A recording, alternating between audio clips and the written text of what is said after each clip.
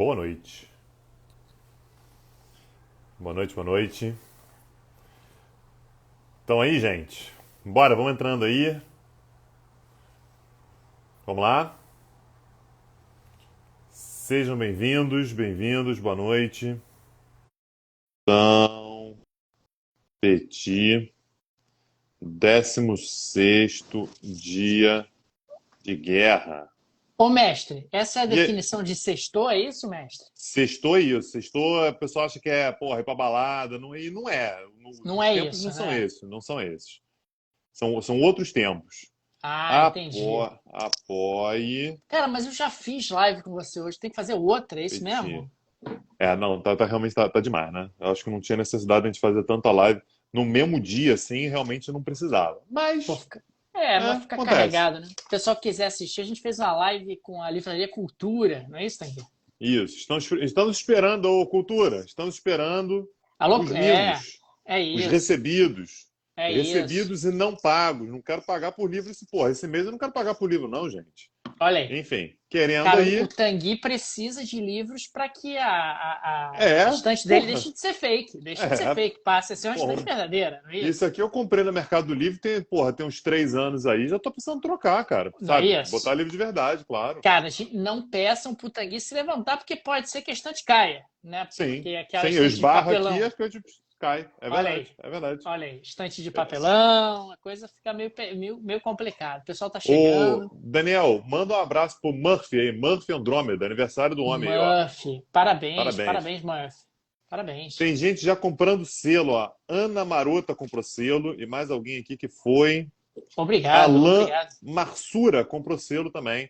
Muito obrigado. Pessoal, a gente normalmente anuncia os selos aqui, só que estamos sendo boicotados. Né? Acho que descobriram que o Daniel, além de ser o Zelensky, ele também é um oligarca russo, então não está aparecendo.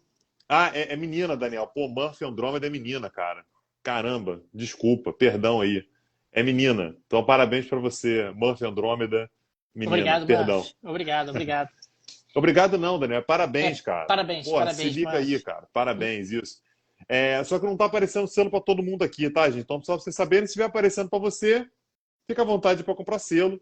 Se não, entra lá, petitjornal.com.br, tem lá uma abinha chamada Apoio Petit, tá? Então, por lá você pode deixar o seu apoio, pode se tornar apoiador recorrente, tem outras formas de apoiar no Brasil, no exterior. Fiquem à vontade. Pô, falei Ana Maroto, também não é. Tô tomando só as porra aqui ainda, né? Ana Marota. Marota, pô, Marota. mas Olha Marota aí, Tanguy. complica, né? Assim, não Pô, tá. Tanguy. Tinha que botar um acento circunflexo aí, né? Vamos Tu, lá, tu, tu, tu, colaborem. tu, tu tá ruim, hein, Tanguy? Quer um curso de alfabetização, cara? A gente pode providenciar aí, cara. Ô, Daniel, você não consegue, se o nome da pessoa for João César, você não consegue falar João César, né? Mas aí Então, não é um problema de alfabetização, é um problema de dicção mesmo. dicção, tá. rlobo.jpg comprou também, muito obrigado. Obrigado pelo selo. O pessoal tá dizendo que selo é fake news. Eu juro que tem selo, tá, gente? Eu juro que tem Tem gente comprando. gelo, Por exemplo, tem selo, tem a selo. Márcia DSZ comprou selo também. Comprou um, não, comprou dois selos. Muito Que obrigado pra maravilha. Márcia. Obrigado. Muito obrigado aí pra Márcia. Mas é isso, assim, não aparece para todo mundo porque o Instagram é isso. O Instagram tá preocupado com a Rússia e não tá preocupado em botar selo aparecendo para todo mundo aqui. Olha, o pessoal está dizendo que vai fazer um Pix de 200 rublos. Acho digno. 200 rublos vai dar aí pouco mais de $1, né? Acho digno. Isso. Acho Ah, bem digno. pô, US$ 1 na cotação brasileira aqui tá dando uma grana, viu? Dá uns R$ 80 pela Pô, cotação então, uns atual. R$ 80, exatamente. Exato. Ah, O que mais ai, aí, Daniel? gente. Vamos lá, Pô, cara, tem vou botar que. para acertar aqui. Pera Fala aí, aí. Tanguy, o pessoal tá chegando, hoje é Tô esperando, sexta-feira. estou Pô, o esperando. pessoal tá entrando aí, cara. Dá tempo pro pessoal entrar, cara. Viviane Ribeiro, de Tanguy, Curitiba, comprou aí, ó, Tanguy, selo também. Tanguy, vírgula, o oligarca. É Vou isso. ligar. É, O Tanguy fica querendo deschavar, mas ele é um oligarca do mundo árabe, do mundo né? árabe. É. Ele é um oligarca Do do Maghreb. petróleo, do Tem Maghreb. oligarca no Maghreb, Daniel? Lógico que tem. Tem. Tá. Lógico que tem. E para sancionar esses oligarcas do Maghreb não custa. Não Ah, é? custa. Não Por custa, quê? Me Tanguy. explica aí. Porque os oligarcas do Maghreb exportam gás natural para a Europa, ali pelo Sim. Mediterrâneo, ali por dentro. E aí E aí ficam, pô, esses oligarcas do Maghreb sem respeitar direitos humanos, sem estabelecer uma real e verdadeira democracia na República da Argélia. Então, para a gente sancionar esses oligarcas, não custa. Custa Eu tenho nada. que te dizer isso. Ô, Daniel, o pessoal tá perguntando se pode fazer doação em gasolina. Porra, gasolina é prova de Gasolina amor, hein? pode. Porra, Gasolina pode. gasolina, eu vou te contar, cara. Se me dá Pô, um vidrinho de gasolina assim, eu guardo aqui, ó, no armário ó, aqui. Porra, pode mandar até em aí, vidrinho de perfume. Pode mandar em vidrinho de perfume a gasolina para a gente, pode. que a gente vai curtir. Aquele vidro enfeitado, bonito, meio dourado, né? Meio transparente e tal. Fica Ó, bonito, cara. Fica o legal. pessoal reclamando aqui que a piada de rentista não leva. Não faz tempo. Mas Faz aí, o que tempo. que é isso, Thaís? O nome disso é falta de consistência. Já partiu, Tanguy Ah, oligarca. Porra, é o oligarca, assim, do petróleo aí, mas o ou é oligarca é um rentista? rentista. Não deixa de ser um Não, rentista não. Que oligarca. isso, Daniel? Você Deixa tá de ser. doido? Não, são conceitos diferentes. São conceitos Ah. diferentes, não é a mesma coisa, não. E Não é nada disso. fertilizante também pode. No atual momento, eu vou vender lá no Mato Grosso esses fertilizantes que o pessoal doar aqui para o Petit Jornal. A gente vai ganhar uma grana, hein, Tanguy? Mato Grosso ou Mato Grosso do Sul? Tudo faz, né? Tudo igual, né? Tanto faz. Tudo a mesma coisa. Gente, pode cancelar o Daniel, tá?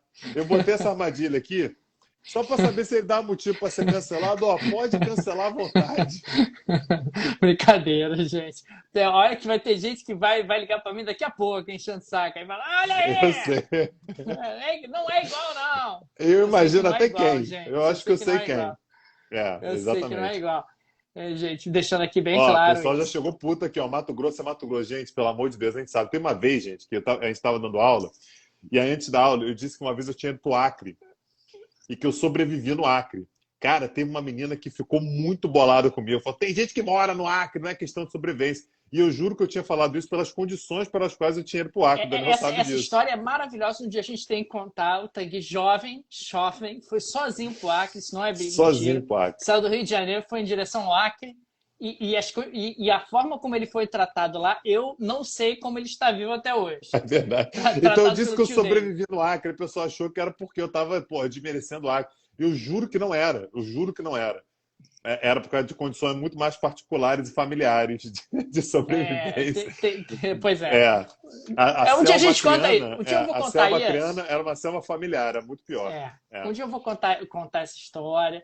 Mas, gente, não cancelem a gente. A gente sabe essas coisas todas. A gente sabe que o Japão foi imperialista antes de 45. Não, a gente você sabe disse que Mato que o Grosso e Mato shogunato. Grosso do Sul são estados Você diferentes. A gente disse que sabe o tudo disso. shogunato era pacífico, Daniel. Você disse que não teve imperialismo no Japão, que eu sei que você falou isso.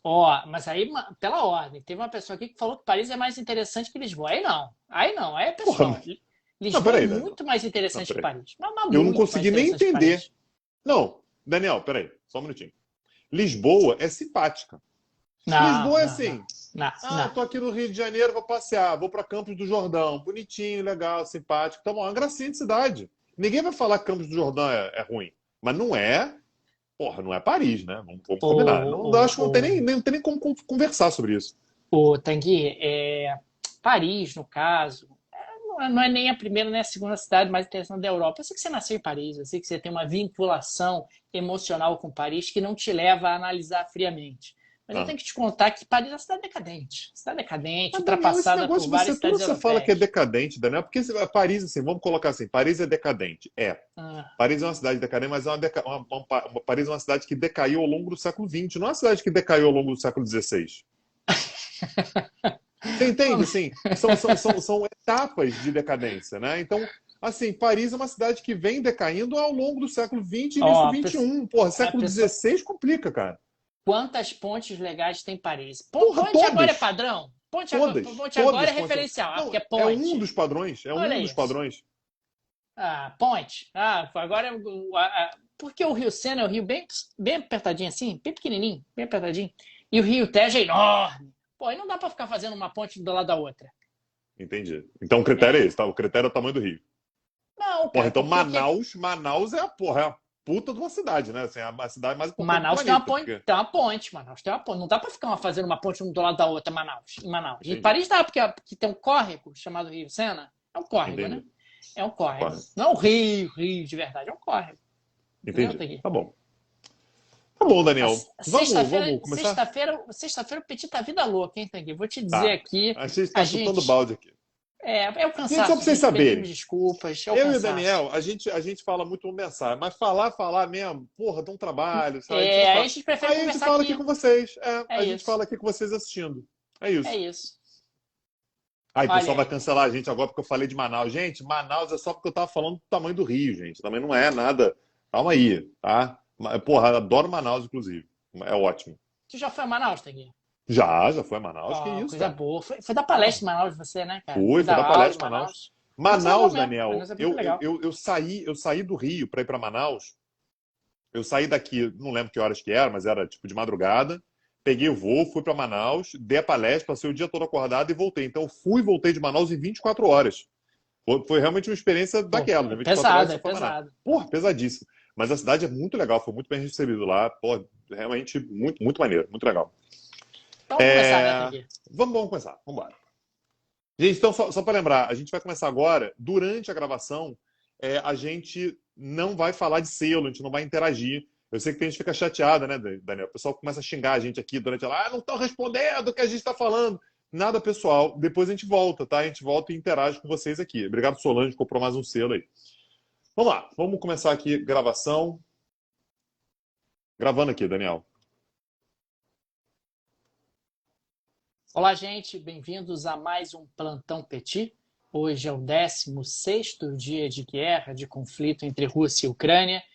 Estamos gravando esse podcast de uma live no Instagram no dia 11 de março de 2022. São exatamente 21 horas e 13 minutos pelo horário de Brasília. A gente sempre tem essa preocupação de datar o momento onde a gravação é feita, justamente porque eventos podem ocorrer nas próximas horas e o pessoal pode, às vezes, estranhar que isso não tenha sido referenciado no podcast. Então fica aqui o registro temporal de quando essa gravação está ocorrendo.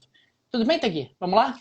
Vamos lá, Daniel, vamos lá para mais um dia. Perdi a conta, né? 16º dia de conflito, então mais um plantão. Lembrando, tem muita gente que está chegando agora, né, Daniel? Então talvez o pessoal, tem muita gente que não conheça como é que era o Petit Jornal antes desse plantão e como é que vai voltar a ser depois. A gente fazia normalmente colunas individuais, né? Então tinha uma coluna minha, uma coluna do Daniel, que eram mais curtinhas. E a gente fazia sempre às quartas-feiras, toda quarta-feira à noite, a gente fazia o bate-papo, né? Então, que era para pegar assim, temas variados, né, internacionais e da economia, e a gente, né, analisava, abordava numa conversa entre os dois. E desde agosto do ano passado, a gente vinha fazendo também, às vezes, mas quase sempre, às segundas-feiras, né? Então, o padrão era, se tiver alguma coisa interessante, na segunda-feira a gente faz mais uma gravação, que é feita sempre uma live no Instagram. Desde que a guerra começou, no entanto, a gente sentiu a necessidade de fazer um acompanhamento um pouco mais de perto, né? Então, falar sobre a guerra mais de perto, até para a gente conseguir ter uma visão do todo. O que a gente considerou é que falar sobre a guerra uma vez a cada X dias, a cada 4 dias, 5 dias, uma semana, a gente ia acabar deixando de lado determinados elementos que eram importantes para a gente conseguir entender a condução da guerra como um todo. Porém, Daniel, eu queria abrir um parêntese aqui para falar sobre uma coisa não relacionada à guerra, porque é muito maravilhoso. A Índia hoje, Daniel, soltou uma nota dizendo para o Paquistão o seguinte: ô Paquistão, tudo bem? Tudo bem. Seguinte, eu estava aqui fazendo a manutenção, limpando as armas aqui, e, porra, esbarrei e lancei um míssil aí no teu território. Queria pedir desculpas, foi Foi sem mal, querer. Foi sem foi sem querer. querer. Por acaso, pô, a arma estava até apontada para o teu território. Sabe? Acontece, podia estar apontado para o território de qualquer outro país, acabou que estava apontado para o seu território, esbarrei com o cotovelo aqui, desculpa, peço perdão, caiu no lugar aí que eu sei que, porra, meus satélites estão pegando aqui, a inteligência está mostrando aí que não matou ninguém, então só queria pedir desculpa, pareceram desculpas muito sinceras por parte da Índia, e então queria trazer esse momento importante aqui, né, a Índia pedindo desculpas porque lançou um míssil no território paquistanês. Né? É uma daquelas coisas maravilhosas que acontece num momento como esse. Índia e Paquistão têm armas nucleares, o mundo resolveu chegar perto do precipício e dançar. Né? Dançar balé. Vamos dançar balé clássico. Exatamente. Exato. Pode ser que caia lá embaixo? Pode ser. Mas vamos dançar aqui na beira do precipício? Mas o que importa, Daniel, não é o resultado. O que importa é o caminho até lá, sabe? A emoção que a gente vive nesse caminho até o apocalipse. E aí a gente vai curtindo Enquanto isso, né, e a gente já falou aqui, né, nós somos os narradores do apocalipse, né, o sommelier da crise, né, é o que a gente faz aqui, porque, né, então achei que valia a pena a gente abrir esse parênteses. E o mundo está tão doido que a Índia lançou um foguete, né, lançou um míssil para dentro do território paquistanês e pediu desculpas. Né? Então você vê como é que o mundo está fora do lugar. E a guerra? Conta Diga, da guerra, conta da vamos para a guerra. evolução da Vamos guerra. para Vamos lá. vamos para lá. Daniel, bombardeios muito intensos em Mariupol. Mariupol me parece que agora, nesse momento, provavelmente vai mudar nos próximos dias, tá? Mas nesse momento, Mariupol continua sendo um cenário absolutamente catastrófico da guerra por causa da quantidade de bombardeios que a gente está tendo na cidade. Mais uma vez, a gente continuou com o problema que os refugiados seguem não conseguindo sair da cidade de Mariupol. E a gente teve uma reviravolta importante, um fim da reviravolta, no fim das contas, sobre aquele caso do bombardeio no hospital, Daniel, naquela maternidade. Você deve ter acompanhado, quem está ouvindo também deve ter acompanhado, que a Rússia disse que, olha, essa maternidade ela estava vazia, ela não estava funcionando como um hospital de fato, porque basicamente uma milícia neonazista ucraniana, que é o Batalhão Azov, expulsou todo mundo e estava usando isso aqui como uma instalação militar. A Ucrânia disse que era mentira e mostrou fotos de gestantes feridas exatamente por causa do bombardeio. Aí, a gente falou ontem, Daniel, que o Twitter da Embaixada Russa em Londres disse que uma das pessoas que estava aparecendo na foto era uma digital influencer. Era uma pessoa que estava ali maquiada para parecer que estava ferida apenas para jogar a culpa na Rússia por ter bombardeado uma instalação que supostamente era um hospital, mas que na verdade estava funcionando para a proteção, né, para atividades de grupos neonazistas. E aí, isso se tornou um negócio grande porque a Rússia realmente começou a explorar isso e começou a divulgar que, olha, tá aí, a pessoa é uma influência digital e, de fato, era uma pessoa que, até outro dia, tinha 50 mil seguidores no Instagram, uma pessoa bastante seguida nacionalmente na Ucrânia, e que a Rússia estava dizendo, olha, isso é uma prova, né? Como é que essa pessoa apareceu lá, de repente, e tirou uma foto toda ferida? A questão, Daniel, é que a menina realmente estava grávida. Você olha lá no Instagram dela, ela estava grávida de muitos meses, de muitas semanas. Então parecia que ela, de fato, pela foto no Instagram, fotos tiradas algumas, sei lá, 2 semanas atrás, ela de fato parecia muito perto do momento de dar à luz. E no momento do ataque, ela estava na maternidade. Ora, uma pessoa que está prestes a dar à luz, numa cidade que não é uma cidade muito grande, ou seja, não deve ter inúmeras opções de maternidade para onde você pode ir caso comece a dar à luz. E a maternidade é bombardeada. Então, essa moça chamada Mariana Pugdurskaya foi colocada ali pela Rússia como uma pessoa fake, tá ferida, coisa nenhuma, né? Tá ali fazendo uma encenação, mas, ao que tudo indica, ela de fato estava grávida, de fato foi ferida nesse ataque, e, portanto, né, meio que cai por terra também uma tentativa russa de descaracterizar o fato de que aquilo ali era, de fato, uma maternidade em uso. Hoje, ela já está com 82 mil seguidores, naturalmente é um caso que chama muita atenção, então muita gente começou a segui-la por causa disso, mas, de qualquer maneira, fica aí o registro, né, tanto da nova informação dada pela Rússia, de que era, sim, uma digital influencer e que, portanto, estava lá maquiada como uma pessoa ferida, e a informação que a gente consegue averiguar que, olha, na prática, ela, de fato, estava grávida, então não era um absurdo a possibilidade dela estar na maternidade exatamente naquele momento. Um outro elemento ainda com relação à parte militar, Daniel, é que a Rússia, ela de fato está reorganizando as suas forças nos arredores de Kiev.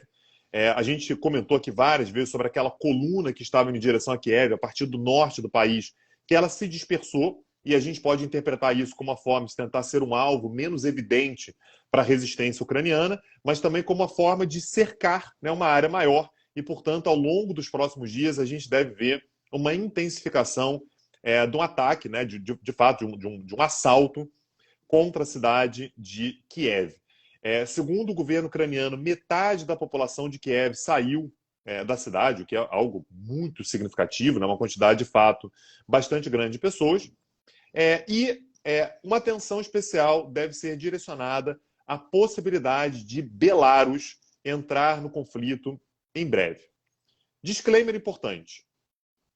O parlamento ucraniano disse muitos e muitos dias atrás, isso deve ter sido, sei lá, Daniel, estou puxando aqui de cabeça, lá no dia 5 ou 6 da guerra, que Belarus, perdão, tinha já enviado tropas. Isso não se confirmou. Isso não se mostrou verdadeiro.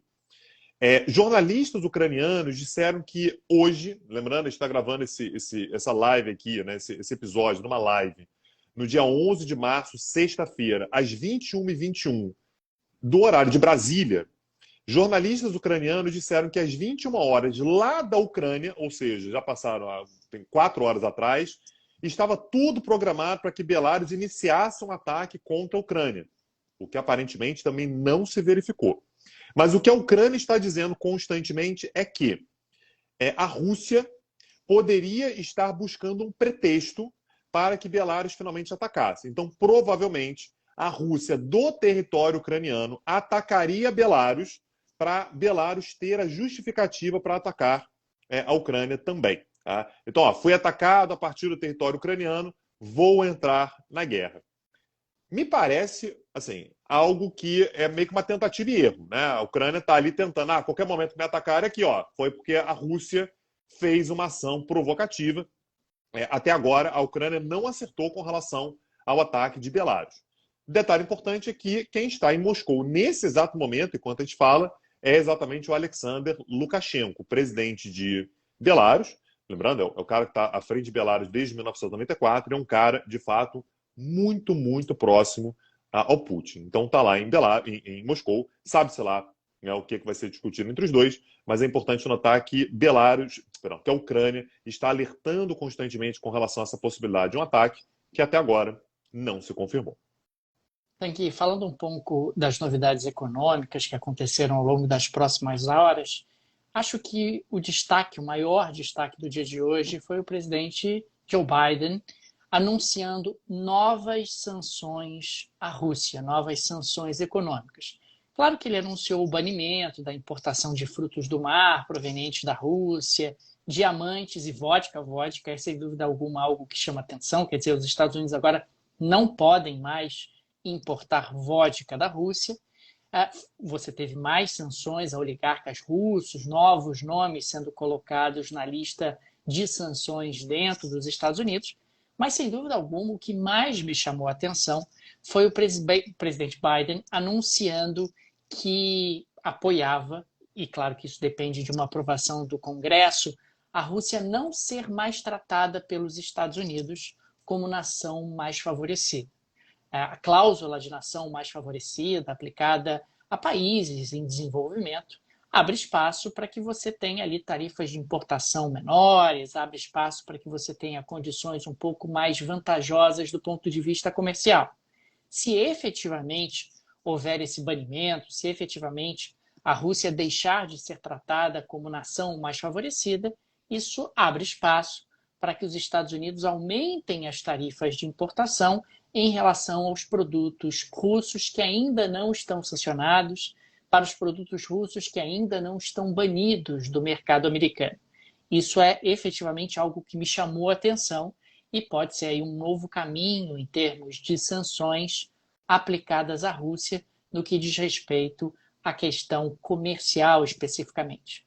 Uma outra notícia que me chamou bastante atenção hoje foi a Air Astana. A Air Astana é uma companhia aérea do Cazaquistão, que é um país aliado da Rússia, próximo à Rússia, que anunciou hoje que não voa mais para a Rússia. E não voa mais para a Rússia por uma razão simples. Não consegue mais seguro para os voos. Então, a aeronave ela decola do Cazaquistão, vai até a Rússia, a seguradora diz, olha, na Rússia eu não garanto. Na Rússia eu não ofereço seguro para a sua aeronave. Diante disso, a Air Astana acabou optando por não voar mais para a Rússia, pelo menos por enquanto. É algo que chama atenção. É um país muito próximo à Rússia, com relações umbilicais. Não tem muito tempo, o Putin mandou tropas para o Cazaquistão para tentar estabilizar o Cazaquistão. Pois é. E agora está tentando se distanciar da Rússia, ou pelo menos nesse momento, diante de uma dificuldade, e diz, olha, não opero mais no território russo, pelo menos enquanto não houver um mínimo de normalização. Saiu também, no dia de hoje, o banimento de exportações que o Kremlin havia prometido. O Kremlin ele baniu, proibiu a exportação de mais de 200 produtos. Nenhum deles envolve matérias-primas ou energia. Ou seja, a Rússia continua exportando normalmente os principais produtos da sua pauta de exportações. Esse banimento ele foi aplicado principalmente a equipamentos médicos, tecnológicos, equipamentos de comunicações, veículos, máquinas de agricultura e materiais elétricos, ou seja, produtos que o governo russo considera estratégicos nesse momento e, consequentemente, você limita as exportações desses segmentos. Ficou claro para mim, olhando para a lista de produtos banidos pelas exportações russas, que não foi exatamente uma retaliação às sanções. Foi muito mais uma estratégia de limitação das exportações para garantir o abastecimento doméstico dentro de um contexto de guerra. Então, ao contrário do que chegou-se a sugerir pela Rússia nos últimos tempos, não houve ali uma retaliação às sanções verdadeiramente. Outro ponto importante, a Rússia anunciou hoje que tem pronto, que já foi montado, o plano para expropriar as empresas que deixaram o país. Ou seja, antes era uma promessa, agora virou um plano. Tivemos aí um avanço em relação ao que nós tínhamos até o dia de ontem, o que não deixa de ser mais um passo dentro dessa promessa do governo de Vladimir Putin de tentar expropriar, de tentar manter as empresas minimamente operacionais. Acho muito difícil, isso não é tão simples. Você precisa de gente, você precisa de insumos importados, você precisa de toda uma gestão que está longe de ser possível dentro de um contexto tão adverso como a Rússia está vivendo hoje. Mas, mesmo assim, é uma mensagem importante para o fronte doméstico, para o público doméstico, prometendo que, olha, a gente vai manter aqui algum grau de normalidade, vai manter os produtos sendo produzidos dentro do possível, estamos vivendo um período difícil, tudo em linha com a narrativa que o Vladimir Putin tem construído, de que estamos vivendo um momento difícil, mas surgiremos mais fortes ao final disso tudo, surgiremos mais autônomos, mais independentes, ao contrário do que vivíamos até agora. Outro ponto que me chamou a atenção, o jornal russo Novaya Gazeta, que inclusive ganhou um prêmio Nobel da Paz, ele publicou hoje 2 páginas em branco, em protesto à censura imposta pelo governo russo. O jornal aparentemente não aceita a publicação de notícias alinhadas com o que o Kremlin vem apontando. Então, existem ainda algumas resistências, digamos assim, dentro da mídia russa contra essa homogeneidade do discurso que está sendo imposto por Vladimir Putin, pelo governo russo, a toda a mídia local.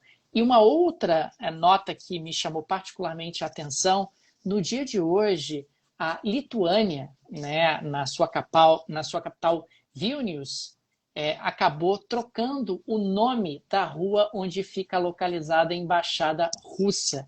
O novo nome em inglês é Ukrainian Heroes Street, ou seja, a Rua dos Heróis Ucranianos. Era muito interessante, quer dizer, você escreve uma carta para a embaixada russa, ou então a embaixada russa tem que dizer para alguém, então, eu trago uma pizza aqui? Embaixada russa. Qual é o endereço?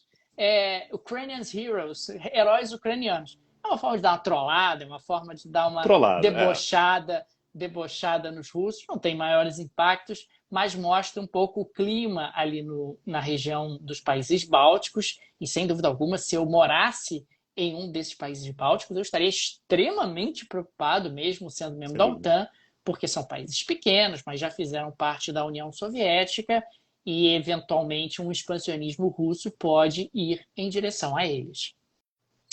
Beleza. Daniel, eu queria retomar um assunto do plantão de ontem, que foi aquele da acusação russa e chinesa de que os Estados Unidos ajudam a Ucrânia a manter laboratórios biológicos no país, e que aquela declaração da Victoria Nuland, né, que faz parte ali da diplomacia norte-americana, não é uma pessoa pequena ali dentro, é uma pessoa assim, que tem acesso de fato à informação, dizendo que sim, a Ucrânia tem laboratórios biológicos e que há uma enorme preocupação de que a Rússia eventualmente possa tomar posse desses laboratórios. Naturalmente, isso gerou um constrangimento muito grande para os Estados Unidos. Inclusive, teve uma reunião do Conselho de Segurança das Nações Unidas hoje, exatamente para tratar do tema. E os Estados Unidos tentaram avançar com a sua explicação. Disseram que, olha, indústria química e biológica na Ucrânia sempre teve. Era um país que sempre foi uma referência em termos tecnológicos, mesmo quando fazia parte da União Soviética, isso é sabido, e que, portanto, os laboratórios existem. Mas os laboratórios que a Ucrânia vinha mantendo com o apoio dos Estados Unidos eram todos eles laboratórios com o objetivo de capacitar a defesa ucraniana contra eventuais ataques químicos e biológicos. Então, que o objetivo o tempo todo era o que eles chamam de biodefesa e diagnóstico. Então, eventualmente, você tem um ataque químico, você tem que conseguir diagnosticar aquilo ali o quanto antes, exatamente para conseguir algum tipo de antídoto para agir o quanto antes. E que, naturalmente, a Ucrânia, tendo sido parte da União Soviética, tem acesso a patógenos soviéticos. Importante notar, isso também foi uma explicação norte-americana, que a Rússia continua utilizando princípios ativos que existiam, que foram formulados lá na época soviética. O próprio Novichok, né? O Novichok se tornou um produto aí bastante conhecido, né? em ataques russos contra ex-espiões, agentes duplos e tal. Então, que a Ucrânia mantém de forma, né, como uma forma de cautela, laboratórios como esse, exatamente para conseguir agir em momentos como esse. Se isso cola ou não, vai aí da interpretação. Faz sentido que a Ucrânia naturalmente tenha laboratórios como esses para fins de biodefesa, né, enfim, para fins de diagnóstico. Agora, é importante saber se isso não é utilizado para a produção de armas químicas também.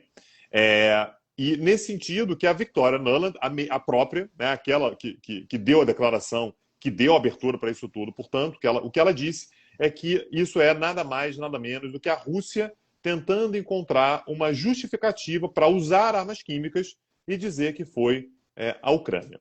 Então, mais uma vez, eu não tenho como confirmar se esse laboratório ou não, se esses laboratórios têm ou não a finalidade de produzir armas químicas e biológicas para serem utilizadas, se tem uma função apenas de defesa contra ataques, de diagnóstico e tudo, mas é um fato que a Ucrânia, de fato, tem tecnologia para tal, sempre teve tecnologia ou capacidade técnica para esse tipo de pesquisa. A questão é saber se isso é usado para armas ou apenas para defesa. Acho que convém esperar um pouquinho mais para a gente saber assim, os próximos passos dessa avaliação.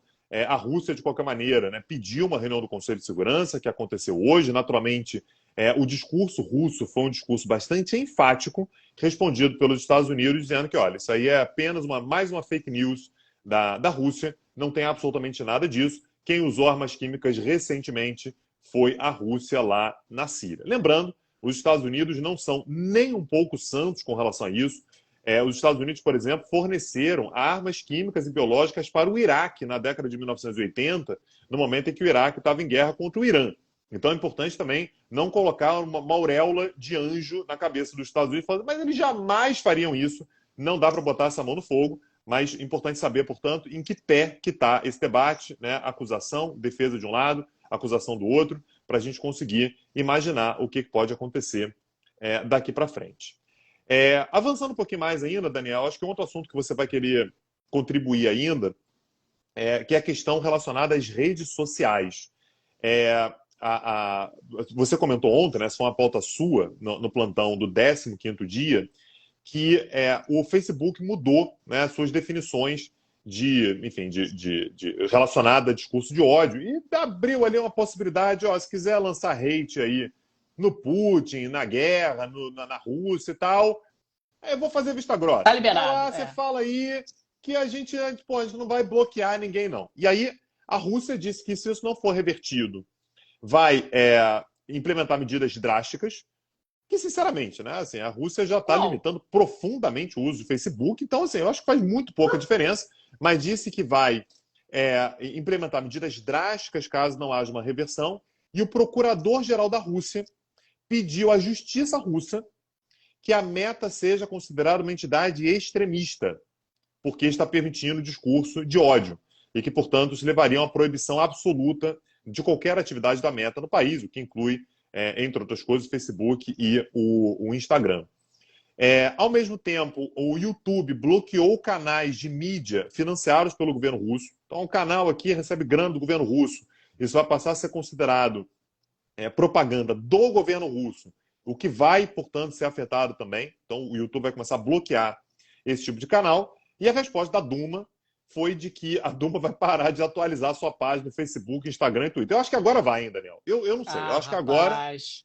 Eu acho que agora não tem. Agora escalou no nível aí a Duma, que é a Câmara Baixa do Parlamento Russo, não vai mais botar foto no Instagram, não vai fazer mais tweet. Acho que agora a casa caiu, viu? Acho que agora não tem mais jeito. Acho que agora é um ponto de não retorno.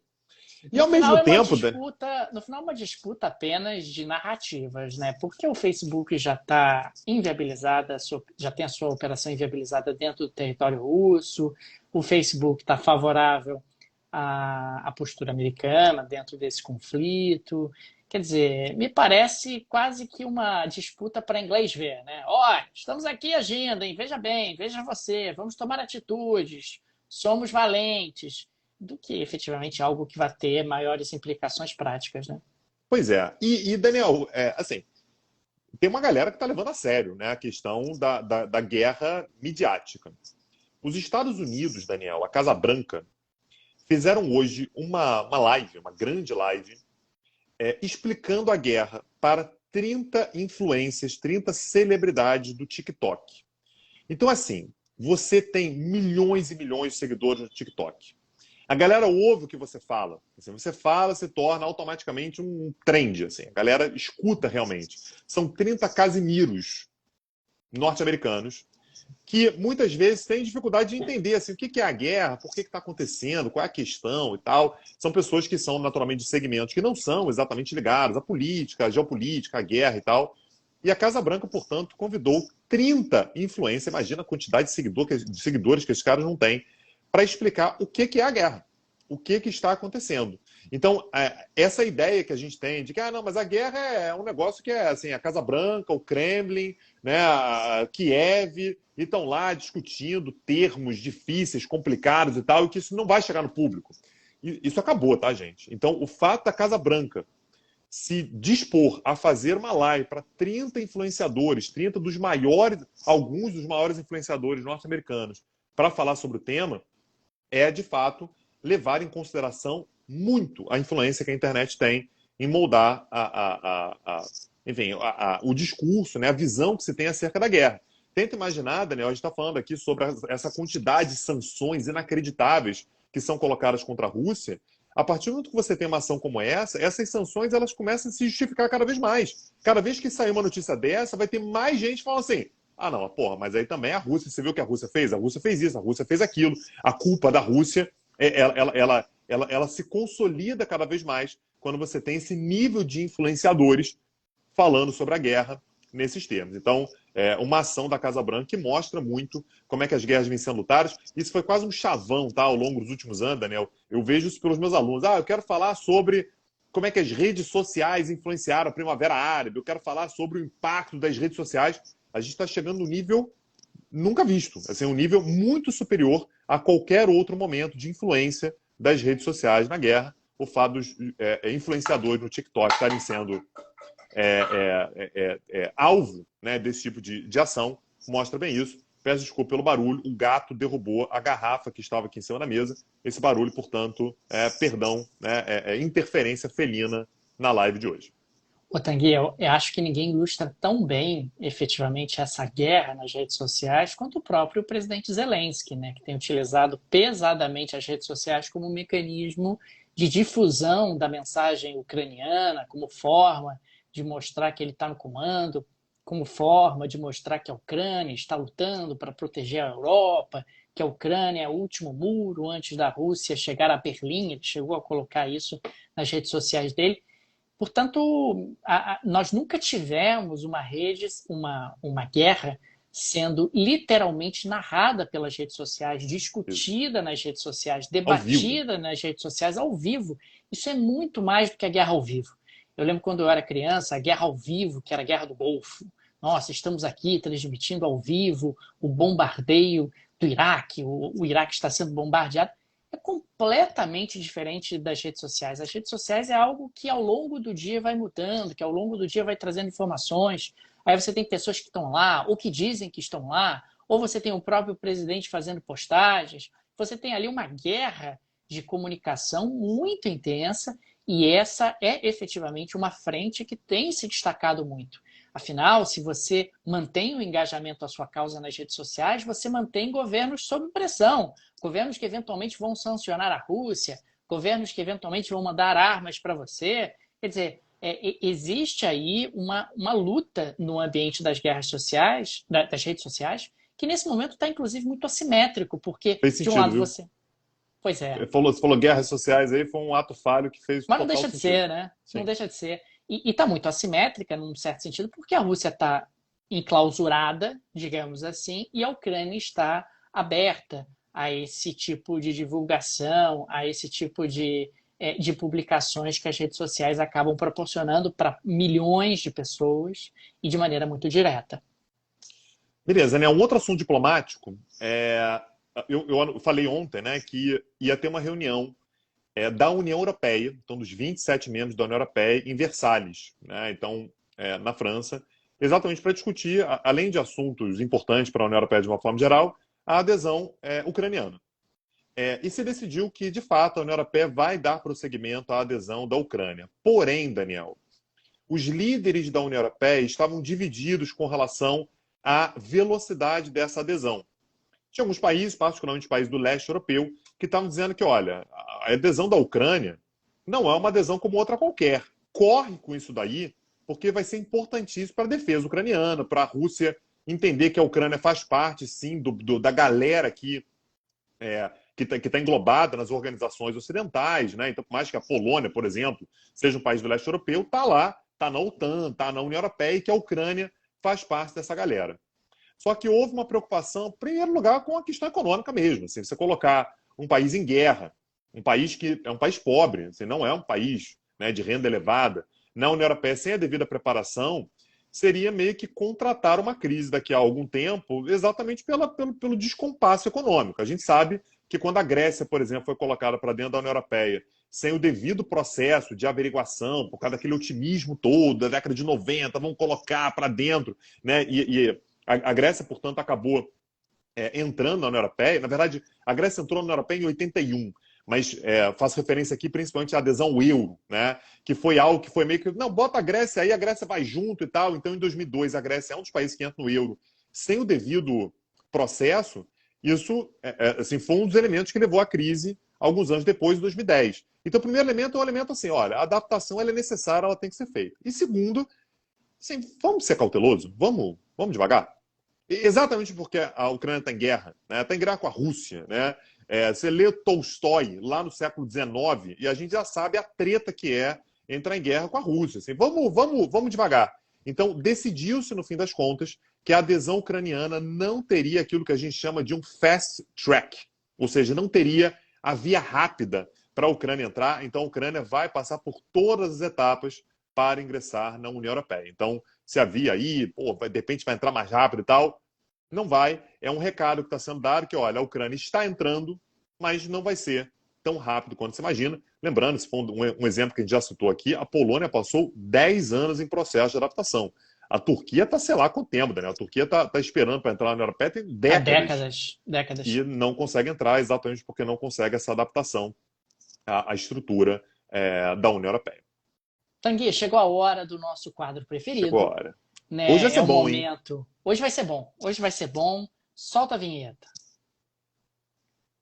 Tanguy, hoje nós temos um pouco da ressaca do dia anterior. O dia anterior, aqui do nosso plantão Petit, acabou sendo muito impactante por conta das sanções impostas ao Abramovich no Reino Unido. E Não, mas tem hoje Abramovich hoje também. Hoje tem tem. Abramovich também. Calma, Então, calma, calma. beleza. Achei que você tinha, largado Abramovich lá, Não, o filé mignon da coisa. calma. Hoje, o primeiro-ministro canadense, Justin Trudeau, anunciou novas sanções contra os oligarcas russos e incluiu o Abramovich. Eu fiz uma pesquisa longa aqui na internet sobre o patrimônio do Abramovich no Canadá, sobre as contas bancárias do Abramovich no Canadá. Eu não encontrei nada. Pode ser que tenha, pode ser que ele tenha aí muitos patrimônios no Canadá, mas no atual momento ainda não está saltando aos meus olhos esse patrimônio todo. Deve De ter um qualquer laranja maneira, lá, Daniel. Deve ter algum laranja, pode ser, é uma possibilidade. Queirozovic. Queirozovic, que está lá com os bens todos. Agora, Tanguy, hoje a patrocinadora Master do Chelsea, que é aquele patrocínio maior que aparece justamente na camisa, na sua parte frontal, que é a Free, que é uma empresa de telecomunicações, uma empresa com sede em Hong Kong, ela rescindiu seu contrato com o Chelsea. Quer dizer, o Chelsea começa a ter aí problemas do ponto de vista de seus patrocinadores, perdeu o patrocínio Master no dia de hoje, por conta das sanções impostas ao Abramovich. E uma última nota, está aumentando a pressão sobre as obras de arte dos oligarcas. Veja você, os oligarcas estão guardando seu patrimônio em obras de arte. Não Obras de acredito, arte, Daniel. Isso é veja novo, hein? você. Isso é É novo. novo isso. Novo, nunca foi tentado antes.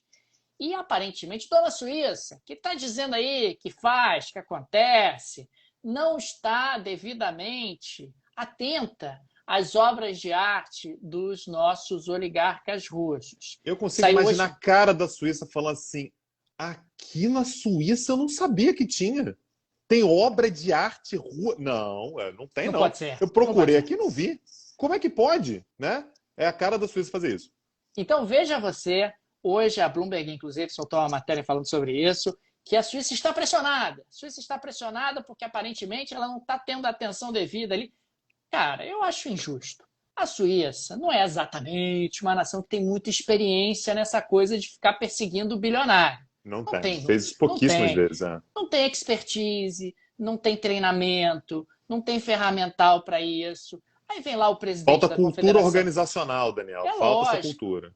é lógico. Aí vem o presidente da Confederação Helvética e diz: ah, a Suíça mudou. Agora a Suíça ela vai sancionar oligarcas, ela vai perseguir bilionários. Aí a galera ali do staff suíço fica meio perdida, fica meio desorientada. Né? E agora? Gente, faz o que nessas horas? Cadê o manual? Pega aí o manual. Ih, o manual não diz como é que faz nessas situações. Então, eu acho que a gente tem que ter um pouco mais de paciência com a dona Suíça, porque é uma situação embaraçosa, né? Uma situação nova que o país está se adaptando. Então, aos poucos, ela vai conseguir aí atingir os seus objetivos, vai atingir realmente essas metas que foram estabelecidas pelo presidente da Confederação Helvética. Começa, Daniel, pelo fato de que a gente tem que fazer referência ao cara. Perdão, qual é o microfone aqui?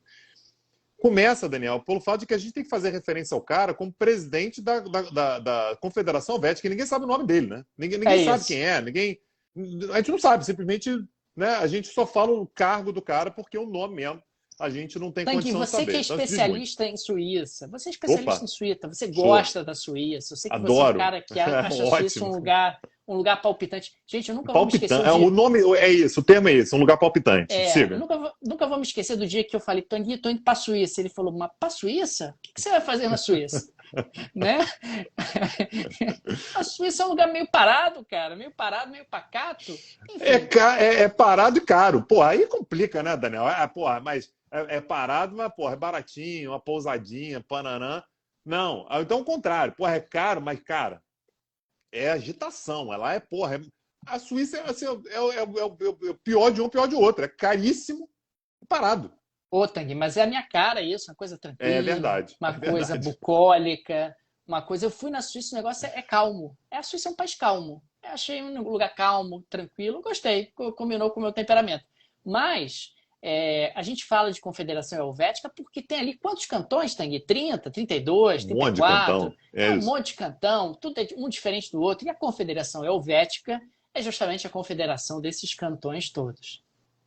Exatamente. Daniel, vamos deixar o agradecimento? Sejamos gratos no dia de hoje. Deixar aqui o agradecimento aos nossos apoiadores.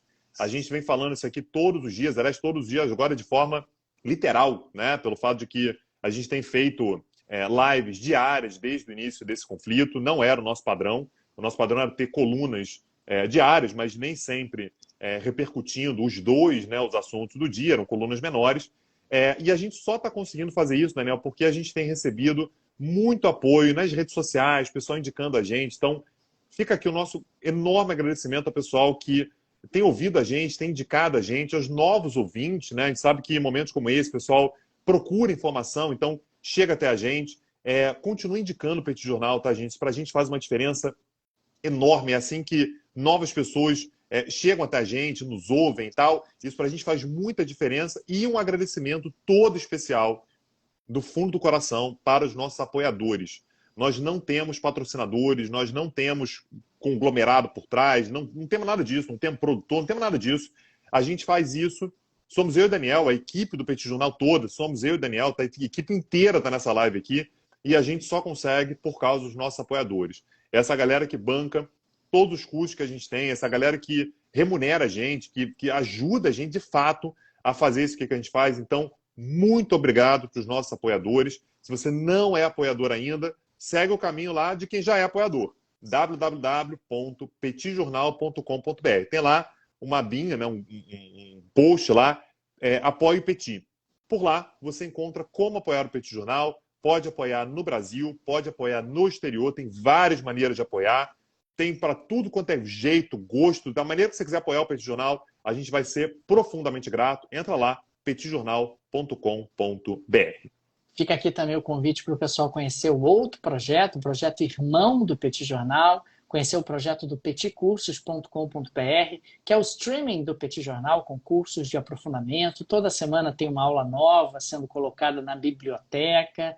Dá uma olhada nos cursos que estão lá disponíveis no streaming do Petit Jornal. Tem curso sobre Rússia, sobre Turquia, sobre Oriente Médio. Tem 2 cursos sobre Oriente Médio. Tem curso sobre Estados Unidos. Tem curso sobre Alemanha, sobre tecnologia, sobre dinheiro.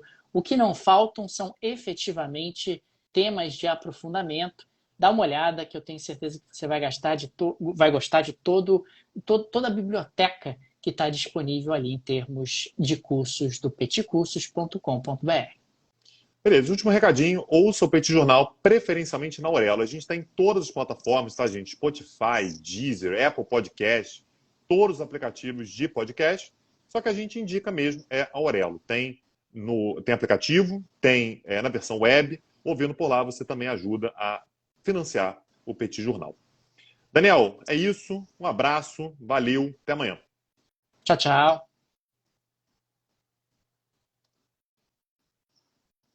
Pô, rapaz, hoje foi animado, hein?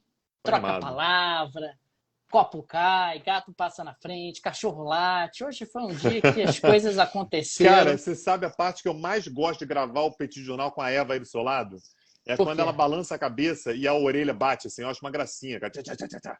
É um som único do Petit Jornal. E hoje teve o gato. O gato, assim, ele tá estirado aqui na minha mesa, tá?